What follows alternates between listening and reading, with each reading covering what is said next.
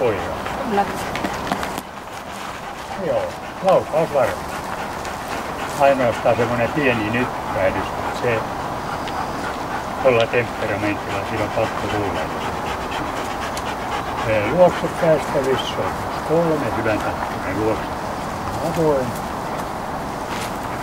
Ja sitten kovuus, miten se muistaa epämielittäviä asioita ja antaa vaikuttaa.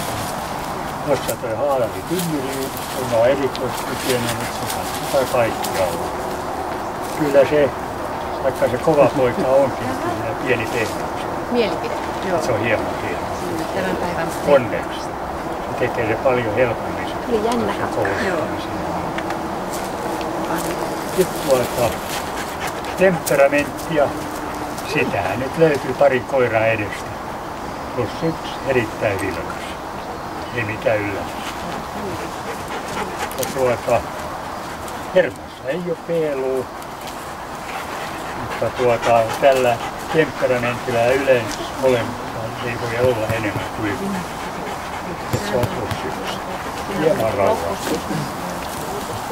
Ei hermossa heitä mitään. Sitten taistelualue. Sitäkin siellä löytyy ihan suuren verran. Eli tuollainen, se näkyy jo leikissä, mutta se antaa vaan viitteitä. Sitten se on kelkka paljasta. Kyllä siellä sitä on. Puolustushalu. Siinä katsotaan haluja vaan, ei kykyä. Ja kyllähän se kovin tarmokkaasti siinä protestoi. Plus 3 kohtuullinen hilli. Ja sitten tulee tämä terävyys, että itsensä puolustaa. Mutta uhataan se voi tässä kohtaa näin. Se ei kuulunut paljon ääntä, mutta irvistystä näkyy.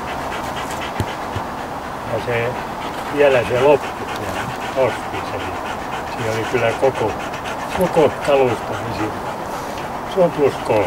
Kohtuullinen ilman jäljellä jäänyt. Ja kun tulit hakemaan, niin näin kuin tuhassana oli. Se veinasi syödä. Ja sitten tämä toimintakyky. Miten se pystyy näitä omia synnynnäisiä avujaan käyttämään. Erikoiskutjana on kelkka ja pimeähuone. Molemmat meni oikeastaan aika kivasti, mutta se katsotaan yli kaiken. Niin se on plus 1 kohta. Ja se on kohtuullisen yläpäässä. Se kohtuullinen on aika laaja, niin tää on just siinä. Mut siinä on muutama pieni seikka, kun taas se menee hyvä. Mutta toi oli aivan riittävää. Miinuksia ei tullut yhtään, mutta plussia on 154. Ja sillä on näitä hyviä ominaisuuksia niin paljon. Kun osaat ne hyödyntää, niin se menee vaikka mihin. Hyvä. Urmo!